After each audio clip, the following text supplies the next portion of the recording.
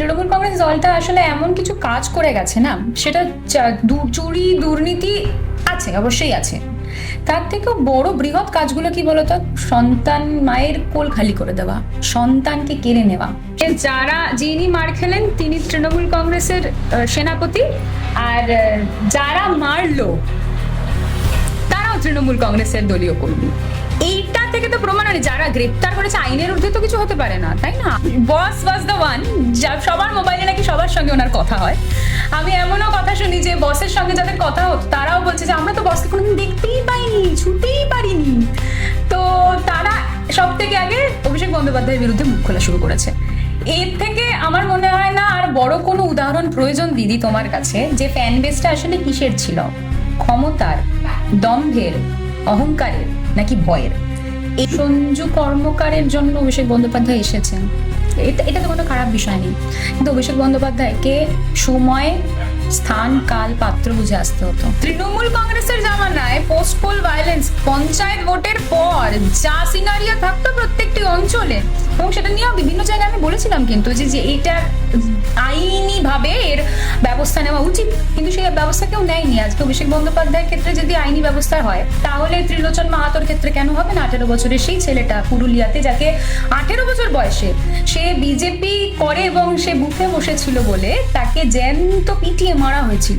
সোনারপুর উত্তর, সোনারপুর দক্ষিণের যারা সম্মানীয় প্রাক্তন বিধায়িকারা, তার না হয় ইনি তো নেই, ইনি তো ভোট শেষ হয়েছে, ইনি হেরেছেন আর ইনি ঘুরতে চলে গেছেন, লাভলি মৈত্রর কথা বলছি, কিন্তু ফিরদৌসী বেগম যিনি প্রাক্তন বিধায়িকা ছিলেন সোনারপুর উত্তরে, তিনি অন্তত থাকতে পারতেন। মানে আমার এটা ব্যক্তিগতভাবে মনে হচ্ছে, কোনো পলিটিক্যাল জায়গা থেকে না, কারণ তিনি তো তৃণমূল কংগ্রেস দলটারই বিধায়িকা হয়েছিলেন, তো সেই দলের প্রতিনিধি হিসাবে তিনি থাকতে পারতেন, তাকেও দেখা গেল না। এটা সত্যি। এবং যারা অভিষেক বন্দ্যোপাধ্যায়কে বাঁচাচ্ছেন তারাও কিন্তু সাংবাদিক দাদারা, সাংবাদিক বন্ধু। একদম। মানুষ এত ভোট দিয়েছে লাভলি মৈত্রের বিরুদ্ধে, সেটা দেখার মতো বিষয়। শনিবার সোনারপুরে জনরোষের মুখে পড়ে আক্রান্ত হন তৃণমূলের সর্বভারতীয় সাধারণ সম্পাদক অভিষেক বন্দ্যোপাধ্যায়। আর আজ আমি এই মুহূর্তে রয়েছি সোনারপুরেরই একজনের বাড়িতে, যিনি একদা তৃণমূল কংগ্রেস পরিবারেরই সদস্য ছিলেন, রাজন্না হালদার। তিনি যদিও এখন সাসপেন্ডেড। তো রাজন্না, প্রথমেই আমি জানতে চাইবো, মানে তোমার বাড়িও যেহেতু সোনারপুরে, এই যে জনরোষ, এটা অভিষেক বন্দ্যোপাধ্যায় ওখানে বসেও বলেছেন, যখন মহিলারা বাইরে, দরজার বাইরে এবং দরজা এঁটে ভেতরে রয়েছেন অভিষেক বন্দ্যোপাধ্যায়, সেখানে তিনি বলছেন যে বিজেপির লোক করছে, ফোর্স পাঠাতে, ফোর্স আসছে না কেন। তো এই যে জনরোষ, এটা নিয়ে কি বলবে? মানে এটা কি বিজেপির লোকেরাই আদপে করলো? বিজেপি করুক, তৃণমূল করুক, সোনারপুরের দক্ষিণ বিধানসভার মানুষ করেছে, এটা সব থেকে বড় গুরুত্বপূর্ণ বিষয়। আর কে করেছে সেটা তো আজকে গ্রেপ্তার করা হয়েছে। গ্রেপ্তার করে নাকি যাদের নাম পাওয়া গেছে তার মধ্যে একজন মনে হয় জয় সেনগুপ্ত, হ্যাঁ, নির্মাল্য, তারপরে দেবাশিসেরও কিছু নাম পাওয়া গেছে, এবং তারা লাভলি মৈত্র ঘনিষ্ঠ এরকমটাও শোনা যাচ্ছে। মানে কি, তাদের পরিবারের লোকজনই বলছে, আমার স্বামী 1998 সাল থেকে তৃণমূল কংগ্রেস করেন এবং আগামী দিনও তৃণমূল কংগ্রেস করবেন। মানে যিনি মার খেলেন তিনি তৃণমূল কংগ্রেসের সেনাপতি, আর যারা মারলো তারাও তৃণমূল কংগ্রেসের দলীয় কর্মী। এইটা থেকে তো প্রমাণ হয় যারা গ্রেপ্তার করেছে আইনের ঊর্ধ্বে তো কিছু হতে পারে না, তাই না? আইন তো শেষ কথা বলে। তা আইনত ভাবে যারা গ্রেপ্তার করলো, যাদের গ্রেপ্তার করা হলো, তারাও তৃণমূল কর্মী। তো অভিষেক বন্দ্যোপাধ্যায়ের থিওরিটা আমার মনে হয় না এভাবে কাজ করছে এইখানে। তবে যদি জনরোষের কথা বলা হয়, জন শব্দটা যখন আসছে, সেই জনর মধ্যে বিজেপি থাকতে পারে, তৃণমূল থাকতে পারে, সিপিএম থাকতে পারে, কংগ্রেস থাকতে পারে। সেই জনটা সাধারণ জনগণ, যাদের অভিষেক বন্দ্যোপাধ্যায় গণদেবতা বলেছিলেন, গণতন্ত্রের গণদেবতা, এবং তিনি এটা বারবার বলতেন যে গণতন্ত্রে গণদেবতার রায় শেষ কথা। তাহলে এটা তো এই রায়টাও শেষ কথাই হওয়া উচিত। মানে তার শব্দ ধরতে গেলে এটাই বাঞ্ছনীয় তার কাছে হওয়া। হ্যাঁ, রাজন্না, মানে আমরা যেটা দেখলাম, মানে তিনি তো সাংসদ একজন, সেখানে মানে কিছু বাদ রইলো না। পচা ডিম থেকে আরম্ভ করে জুতো, লাঠি, ঘুষি, সবটা মানে জনতা তরফ থেকে তার জন্য মানে ভালোবাসা বা যাই বলবে আর কি। না, এই যে আমি এটা একটা কথা আমাকে বলতেই হবে, না বললে নয়, সেটা হলো যে সবসময় লড়াইটা এমন হওয়া উচিত যে সেই লড়াইতে যেন কখনো কোনো ভায়োলেন্স না দেখা যায়। লড়াইটা লড়াইয়ের মতো করে, রাজনৈতিক লড়াই রাজনৈতিক বাচনে হোক, রাজনৈতিক মঞ্চে হোক, এই যে ভায়োলেন্স, আজকে যে ভায়োলেন্সটা আমরা বলছি যে এটা উচিত নয়, অভিষেক বন্দ্যোপাধ্যায়ের প্রতি যেই ভায়োলেন্স দেখানো হয়েছে এটা উচিত নয় আমরা বলছি, এটা কিন্তু শুরু তৃণমূল কংগ্রেসের সময় থেকেই হয়েছিল। তার আগে সিপিএমও করেছে, এরকম না যে সিপিএমও করেনি, ধোয়া তুলসী পাতা। কিন্তু এটা বন্ধ কবে হবে, এটা আমাদের সবারই প্রশ্ন। তো তাহলে তৃণমূল কংগ্রেসের জামানায় পোস্ট পোল ভায়োলেন্স, পঞ্চায়েত ভোটের পর যা সিনারিও থাকতো প্রত্যেকটি অঞ্চলে, এবং সেটা নিয়েও বিভিন্ন জায়গায় আমি বলেছিলাম কিন্তু যে এইটার আইনি ভাবে এর ব্যবস্থা নেওয়া উচিত, কিন্তু সেই ব্যবস্থা কেউ নেয়নি। আজকে অভিষেক বন্দ্যোপাধ্যায়ের ক্ষেত্রে যদি আইনি ব্যবস্থা হয়, তাহলে ত্রিলোচন মাহাতোর ক্ষেত্রে কেন হবে না? 18 বছরের সেই ছেলেটা পুরুলিয়াতে, যাকে 18 বছর বয়সে সে বিজেপি করে এবং সে বুথে বসেছিল বলে তাকে জ্যান্ত পিটিয়ে মারা হয়েছিল, এবং তার বুকে লেখা দেওয়া হয়েছিল যে সে বিজেপি করে বলে মারা হচ্ছে। তামান্নার পরিবারে আজকে তামান্না ছোট্ট শিশুটা, সে কেন এই ভায়োলেন্সের শিকার হবে? তার, সে তো ছোট্ট শিশু, মানে সে তো বোঝেও না রাজনীতি কি। তার পরিবার সিপিএম করে বলে সেই তামান্নাকে বম্বিং করা হবে, মানে তামান্নাকে খুন করা হবে। এই খুনের যে রক্ত, সে কিন্তু কালীগঞ্জের ওই বিধায়িকার হাতে রয়েছে, তিনি অস্বীকার করতে পারবেন না। তার বিজয় উল্লাস, বিজয় মিছিলেই ঘটেছে ঘটনাটা। তারপরেও সে আবার টিকিট পেয়ে সেখানকার বিধায়ক বা বিধায়িকা হন।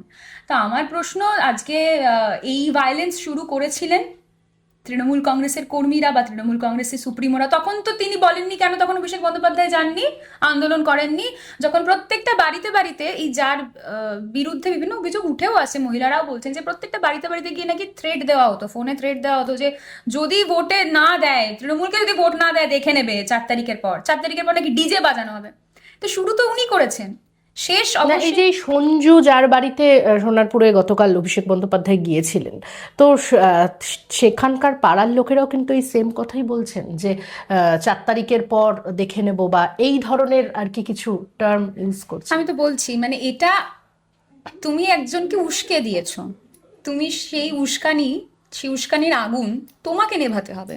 তুমি উস্কানির আগুন জ্বালিয়ে দিয়েছো, আজকে সেই আগুনে কিন্তু তাকেও জ্বলতে হচ্ছে। রাজন্যা এতটা ক্ষিপ্ত মানুষ, সাধারণ মানুষ, মানে যার ডাকে, মানে তোমরাও যখন তৃণমূল কংগ্রেসটা করতে, ছাত্র পরিষদ করতে তোমরা, তখন আমি দেখেছি দীর্ঘদিন যে অভিষেক বন্দ্যোপাধ্যায়ের ডাকে 2 ঘন্টার ব্যবধানে প্রচুর মানুষ চলে এসছে মিছিলে।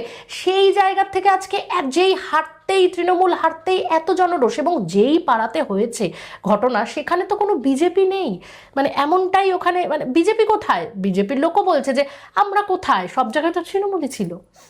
না, সেটাই সব থেকে হাসির বিষয় যে সব জায়গায় তৃণমূলই ছিল, বিজেপি ছিল, অস্বীকার করার জায়গা নেই। বিজেপির অবশ্যই কিছু কিছু যারা অনেকদিন ধরে বিজেপি করেছেন বা যারা আরএসএস এর সঙ্গে যুক্ত, এরকম অনেক মানুষই রয়েছেন, সেটা সোনারপুর কেন, পুরো পশ্চিমবঙ্গে রয়েছে। কিন্তু সব থেকে ভয়ঙ্কর হচ্ছে এই 4 তারিখ 12টার পর হওয়া বিজেপি, মানে জার্সিটা খুলে নিয়ে বিজেপির জার্সিটা পরা বিজেপি কিন্তু খুব ভয়ঙ্কর। আমি কোনো দলের হয়ে কথা বলছি না, এমন নয় যে আমি বিজেপির হয়ে কথা বলছি, বা এমন নয় আমি তৃণমূলের বিরুদ্ধে কথা বলছি। আমার বক্তব্য এটা খুব ক্লিয়ার, এই বিভিন্ন জায়গায় সন্ত্রাস তারাই ঘটাচ্ছে যারা কিন্তু একসময় তৃণমূলটা করতো। 4 তারিখ 12টার পর তারা বিজেপি হয়েছে, তারাই সন্ত্রাসটা বেশি করে ঘটাচ্ছে, যত না আসল বিজেপিরা বেশি ঘটাচ্ছে। এবার অভিষেক বন্দ্যোপাধ্যায়, তুমি যে কথাটা বলে যে একটা ফ্যান বেস, একটা সেই ফ্যান বেস হঠাৎ করে উধাও হয়ে গেল, এটা অবশ্যই একটা ভাবনা চিন্তার বিষয়। কেন বলছি, আজকে কিন্তু অভিষেক বন্দ্যোপাধ্যায়কে ঘিরে যারা দাঁড়িয়ে থাকতেন, সে কাউন্সিলররা হোক, এমপি এমএলএরা হোক, যারা, আমার তো আজকে বসের সঙ্গে কথা হয়েছে, যারা ফোনেও এটা বলতেন, সব থেকে আগে কিন্তু আমি দেখলাম 4 তারিখের পর রেজাল্ট বেরোনোর পর তারাই মুখ খুলেছে। মানে যারা কথায় কথায় বলতো হ্যাঁ হ্যাঁ বস হ্যাঁ বলে দিই, আমার কিন্তু আজকে বসের সঙ্গে কথা হলো, মানে বস ওয়াজ দ্য ওয়ান, সবার মোবাইলে নাকি সবার সঙ্গে ওনার কথা হয়। আমি এমনও কথা শুনি যে বসের সঙ্গে যাদের কথা হতো তারাও বলছে যে আমরা তো বসকে কোনোদিন দেখতেই পাইনি, ছুতেই পারিনি। তো তারা সব থেকে আগে অভিষেক বন্দ্যোপাধ্যায়ের বিরুদ্ধে মুখ খোলা শুরু করেছে। এর থেকে আমার মনে হয় না আর বড় কোনো উদাহরণ প্রয়োজন দিদি তোমার কাছে, যে ফ্যান বেসটা আসলে কিসের ছিল, ক্ষমতার, দম্ভের, অহংকারের নাকি ভয়ের। এই ফ্যান বেসটা কিসের ছিল, এটা আমার মনে হয় এই উদাহরণগুলো যথেষ্ট সেটা প্রমাণ। মানে এই যে উদ্ধত্ত অভিষেক বন্দ্যোপাধ্যায়ের, গতকালও কিন্তু আমরা দেখলাম ওনার বাড়িতে সাংবাদিকদের যখন তিনি বলছেন, সেখানেও কিন্তু উদ্ধত্ত প্রকাশ পেয়েছে। তুমিও বোধহয় দেখেছো ভিডিওতে যে সুপ্রিম কোর্ট যাব, এখানে আমাকে মেরে ফেলতে চাইছে, মানে তাও দমছেন না। তার বাড়ি কিছুক্ষণ আগে যখন সিআইডি তার বাড়িতে গিয়েছিল সেখানেও তিনি বলেছেন 10 জন্ম ইয়ে হয়ে যাবে কিন্তু আমাকে ছুতে পারবে না, বা হচ্ছে সিআইডি তো অনেক দূরের, আমি তো ইডি সিবিআই কে দেখে নিয়েছি। মানে এই এই ঔদ্ধত্যটা নিয়ে কি বলবে? ঔদ্ধত্যের পতনের নিশ্চয়ই একটা সময়সীমা থাকে। আমার মনে হয় যাদের মধ্যে খুব অহংকার বা দম্ভ তৈরি হয় না, সেই অহংকার দম্ভ খুব তাড়াতাড়ি কিভাবে পতনের দিকে ঢলে পড়ে সেটা সোনারপুর দক্ষিণ বিধানসভার গতকালের ঘটনা প্রমাণ করে দেয়। এই যে অহংকারে উনি এতদিন, আমার অবশ্য বলার ঠিক না, আমি ধৃষ্টতা দেখাবো না, কারণ আমি আচ্ছা, সায়নী ঘোষকেও তো কালকে দেখা যায়নি, না, মানে তিনি তো এবং এখানকার এমপি, যাদবপুর লোকসভার এমপি, যিনি প্রাক্তন বিধায়িকা লাভলি মৈত্র, হ্যাঁ তাকেও দেখা যায়নি। তাকে কি করে দেখা যাবে? তিনি যখন এখানকার কাউন্সিলরদের বাড়িতে ওই 4 তারিখের পর গজিয়ে ওঠা বিজেপিরা থ্রেড দিতে গেছিল, পাড়ায় পাড়ায় থ্রেড দিয়েছে, ওই 4 তারিখের পর গজিয়ে ওঠা বিজেপি বলছি, তখন তিনি থাইল্যান্ডে বসেছিলেন। এবং তাকে যখন টেক্সট করছে, মানে যে হেরে গেলেন উনি পালিয়ে পালিয়ে চলে গেলেন। থাইল্যান্ড। এবং ওনাকে যখন এখানকার কর্মীরা টেক্সট করছে, সেই টেক্সটও আমার কাছে রয়েছে, এখানকার কর্মীরা টেক্সট করছেন যে ম্যাডাম বলছে এখন আমি কথা বলতে পারবো না, আমি একটু বাইরে বেড়াতে এসেছি, তো আমি পরে ফিরে কথা বলবো। মানে কর্মীরা মার খাচ্ছেন আর তিনি এনজয় করছেন, তাও আবার বিদেশে। এটাই তো স্বাভাবিক, এটাই তো আমরা বলে এসেছিলাম। এই যে সেলিব্রিটি যারা, আমি কখনো সেলিব্রিটিদেরকে ছোট করছি না, এমন সেলিব্রিটি অনেক অন্যান্য দলেও রয়েছে, আমি বলছি সেলিব্রিটিদের যখন অ্যাক্টিভ পলিটিক্সে নিয়ে আসা হয় না, তখন কিন্তু তাদের তো কোনো ওই এটা নেই, মানে শিক্ষাটা নেই, পলিটিক্যাল শিক্ষাটা নেই, তারা যেই জায়গায় রয়েছে দুর্ধর্ষ, পলিটিক্যাল শিক্ষা তো এখানে ছিল না তার। সোনারপুর দক্ষিণের কি অবস্থা করে রেখেছিল সেটাতে আমি আমার ইলেকশনের সময় বিভিন্ন চ্যানেলের মাধ্যমে তুলে ধরেছিলাম। হ্যাঁ, মানে তুমি এটা আমাকে আগেও বলেছিলে, আগেও তোমার সাথে যখন কথা হয়েছে যে সোনারপুর দক্ষিণ বা সোনারপুরের কোনো উন্নয়ন হয়নি, এবং সেই ক্ষোভে কি তাহলে অভিষেক বন্দ্যোপাধ্যায়ের কাছে কালকে ধরা দিল? হতে পারে, কারণ মানে এটা ওখানকার মহিলারাই বলছিলেন, ভিডিওতে দেখছিলাম যে অভিষেক বন্দ্যোপাধ্যায় তো এই খারাপ রাস্তা পেরিয়েই এলেন, তাহলে এতদিন আসেননি কেন? মানে সত্যি একজন দলের এমপি, দলের সাধারণ সম্পাদক, বিগত 15 বছর তার দল থেকেছে, তিনি যখন সেই জায়গায় যাচ্ছেন, সেই প্রত্যন্ত গ্রামে তিনি প্রথমত কখনো ঢুকেননি, তিনি প্রথমবার এলেন, এবং যখন তিনি যাচ্ছেন তাকে কিন্তু খারাপ রাস্তায় কাদা পেরিয়ে যেতে হচ্ছে। এবং আশ্চর্যের বিষয় রাজন না যে একজন কাউন্সিলরকেও কালকে অভিষেক বন্দ্যোপাধ্যায়ের পাশে দেখা যায়নি, ওখানে একজন কাউন্সিলর। সোনারপুরে সোনারপুর মিলিয়ে, এই দুটো সোনারপুর মিলিয়ে যে কটা ওয়ার্ড রয়েছে, যথেষ্ট আশ্চর্য, একজন কাউন্সিলরও যাননি। মানে যেখানে বড় বড় তাবড় তাবড় নেতা মন্ত্রীরা বলা ভালো যে অভিষেক বন্দ্যোপাধ্যায়ের আশেপাশে ঘেঁষে থাকতো, তারা কোথায়? কাউন্সিলররাও নেই আজকে। এবং আরো যেটা বিশ্ব আমাদের কাছে খবর যে ক্যামাক স্ট্রিটের অফিস থেকে নাকি বেশ কিছু এমএলএ এমপিদের ফোন করে বলা হয়েছিল থাকার জন্য কালকের কর্মসূচিতে, কেউই থাকতে রাজি হননি। মানে এটা তো আরো আশ্চর্য। সোনারপুর উত্তর, সোনারপুর দক্ষিণের যারা সম্মানীয় প্রাক্তন বিধায়িকারা, তার না হয় ইনি তো নেই, ইনি তো ভোট শেষ হয়েছে, ইনি হেরেছেন আর ইনি ঘুরতে চলে গেছেন, লাভলি মৈত্রের কথা বলছি, কিন্তু ফিরদৌসী বেগম যিনি প্রাক্তন বিধায়িকা ছিলেন সোনারপুর উত্তরে, তিনি অন্তত থাকতে পারতেন। মানে আমার এটা ব্যক্তিগতভাবে মনে হচ্ছে, কোনো পলিটিক্যাল জায়গা থেকে না, কারণ তিনি তো তৃণমূল কংগ্রেস দলটারই বিধায়িকা হয়েছিলেন, তো সেই দলের প্রতিনিধি হিসাবে তিনি থাকতে পারতেন, তাকেও দেখা গেল না। এটা সত্যি, এবং যারা অভিষেক বন্দ্যোপাধ্যায়কে বাঁচাচ্ছেন তারাও কিন্তু সাংবাদিক দাদারা, সাংবাদিক বন্ধু, একদম কিল চর খাচ্ছেন। সত্যি খারাপ লাগছে শুনতে, কারণ এই কারণে খারাপ লাগছে না, মানুষ হিসাবে, অন্য কোনো মানে অভিষেক বন্দ্যোপাধ্যায় বস লিডার এই কারণে না, তাও মানুষ যেটা যতটা আর কি সহ্য করেছে তারই তো প্রতিফলন এটা বলছেন। অবশ্যই অবশ্যই একটা সময়ের পর মানে কর্মফল তো কাজ করে, মানে কর্মফল আছে একটা সময়ের পর না, তুমি এমন কর্ম করো যেই কর্ম তোমার কাছে রিটেলিয়েট হয়ে না ফিরে আসে। তৃণমূল কংগ্রেস দলটা আসলে এমন কিছু কাজ করে গেছে না, সেটা চুরি দুর্নীতি আছে, অবশ্যই আছে, তার থেকেও বড় বৃহৎ কাজগুলো কি বলতো? সন্তান, মায়ের কোল খালি করে দেওয়া, সন্তানকে কেড়ে নেওয়া, সেটা অভয়া হতে পারে, তামান্না হতে পারে, সন্দেশখালী হতে পারে, উত্তর দিনাজপুর, কত নাম বলবো আমি। পঞ্চায়েতে 2018 সালের পঞ্চায়েতের পর পোস্টপোল ভায়োলেন্সের কত নাম বলবো, 2018 কেন 2021 সালের পরও। তো এই যে একের পর এক মানুষের জনজীবনকে যখন হার্ম করতে শুরু করেছে না, তো মানুষ তো আজকে রিটেলিয়েট করেছে। এবং আজকে যেটা বলা হচ্ছে বিজেপির গুন্ডা বাহিনী, বিজেপির বাহিনী, না, এটা জনরোষ, এটা জনগণ। এবং জনগণের থেকেও বড় যে যারা অ্যারেস্ট হয়েছে, আমি যেটা আগেও তারা কথা হচ্ছে, তৃণমূল। তারা তৃণমূলের লাভলি মৈত্র কিন্তু অস্বীকার করছেন যে এরা তৃণমূল নয়, কিন্তু তাদের বাড়ির লোক বলছেন তৃণমূল, এবং লাভলি মৈত্রর সাথে তাদের ছবি রয়েছে। কেন মানে অস্বীকার করার কারণটা কি? মানে তুমিও তো সোনারপুরেরই ভোটার এবং তুমিও তৃণমূলটা করতে। লাভলি মৈত্রটাকে, তাকেই তো সোনারপুরের মানুষ অস্বীকার করে দিয়েছেন। 2026 নির্বাচন, বিধানসভা নির্বাচন, মানুষ এত ভোট দিয়েছে লাভলি মৈত্রের বিরুদ্ধে, সেটা দেখার মতো বিষয়।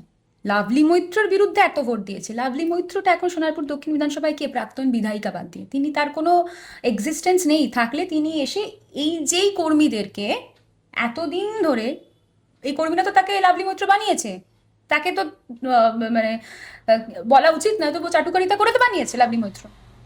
সেই কর্মীদের পাশে উনি দাঁড়াননি, তাহলে তিনি অভিষেক বন্দ্যোপাধ্যায়ের পাশে দাঁড়াবেন না, এটাই তো স্বাভাবিক। বা তিনি জিরো হয়ে যাবেন পলিটিক্যাল ক্ষেত্রে, এটাই তো স্বাভাবিক। আজকে বলতে তো কোনো দ্বিধা নেই, তিনি কিছু করেননি, বরং কর্মীরা তার জন্য করেছিলেন। সেই কর্মীদের পাশে উনি দাঁড়াননি। আজকে কর্মীরা যখন বিপদে, আমি এই কারণেই বলেছিলাম সুস্থ সোনারপুরকে অসুস্থ বানিয়ে দিয়ে গেল, কারণ আজকে এই একটা জনরোষ কিন্তু উদাহরণ হিসেবে থেকে গেল। পরবর্তী একাধিক ঘটনা এভাবেই কিন্তু জনরোষ বলে চালানো হবে। আমি বলছি, আমি কথার কথা বলছি, আজকে যদি কোনো কাউন্সিলর রাস্তায় বাজার করতে বেরোয়, তাকে যদি পাবলিক মারে, তখন কিন্তু আটকাতে পারবে না। অভিষেক বন্দ্যোপাধ্যায় এটা খারাপ করে গিয়ে গেলেন, সোনারপুরের ক্ষেত্রে এটা খারাপ হলো। কোনো কাউন্সিলর, এখানকার তো প্রত্যেকটা সব কাউন্সিলর হয়তো নয়, কিছু কিছু কাউন্সিলরের বিরুদ্ধে বিরাট ম্যাসিভ দুর্নীতির বিষয় রয়েছে এবং সেটা প্রকাশিতও হচ্ছে আস্তে আস্তে। তারা যদি রাস্তায় বেরোয় আর তাদের যদি কোনো পাবলিক মারে, এই জনরোষের শিকার যদি তারা হয়, তখন কিন্তু সেটা একটা অসুস্থ সোনারপুরের দিকেই এগিয়ে যাবে। এবং একজন মারা গেছেন, অবশ্যই উইথ ডিউ রেসপেক্ট, যিনি নেই পৃথিবীতে তার সম্পর্কে খারাপ কথা ভালো কথা কোনো কথা বলারই আমার কোনো জায়গা থাকে না, এবং আমি তাকে পার্সোনালি চিনি না। কিন্তু আজকে যদি সঞ্জু কর্মকার মানে এটা আমি যতটা শুনছি, আমি জানি না, তিনি যদি পোস্টপোল ভায়োলেন্সের শিকার হতো, তাহলে না, কিন্তু নয়, তাদের পাড়ার লোক বলছেন যে তিনি অসুস্থ হয়ে মারা গেছেন, কারণ যবে মার খেয়েছে তার 15 দিন বাদে এই ঘটনা, এবং তাকে সুস্থতার সঙ্গেই দেখা গেছে হাঁটাচলা করতে, মানে কোনো রকম কিছু তার মধ্যে। এটা সত্যিকার এটা মানে কন্ট্রোভার্সিয়াল টপিক, যদিও তোলা উচিত না, তবুও আমি বলবো সঞ্জু কর্মকারের জন্য অভিষেক বন্দ্যোপাধ্যায় এসেছেন, এটা তো কোনো খারাপ বিষয় নেই। কিন্তু অভিষেক বন্দ্যোপাধ্যায়কে সময় স্থান কাল পাত্র বুঝে আসতে হতো। ঠিক এই রকমই কথা যখন আমরা শর্ট ফিল্ম বানিয়েছিলাম, আমাদের দিকে এসেছিল যে ওদেরকে সময় স্থান কাল পাত্র বুঝে শর্ট ফিল্ম বানাতে হতো। আজকে ঠিক তাদের কাছে একই জিনিস ফেরত যাচ্ছে। উনি আসতে পারতেন, সময় স্থান কাল পাত্র বুঝে আসতে হতো। এটা সোনারপুর দক্ষিণ, এখানে ওনার প্রতিনিধি বিগত 5 বছর যা করে গেছে, আজকে ওনাকে এটা ফেরত পেতেই হতো। একদমই। আমাদের সঙ্গে ছিলেন রাজন্যা হালদার।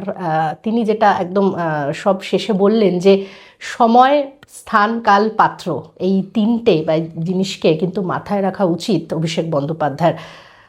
ফলে নেক্সট পদক্ষেপ নেওয়ার আগে অবশ্যই তিনি হয়তো বা এই কথা মাথায় রাখবেন। ক্যামেরায় জয়ের সঙ্গে নিবেদিতা, বাংলা হান্ট, কলকাতা।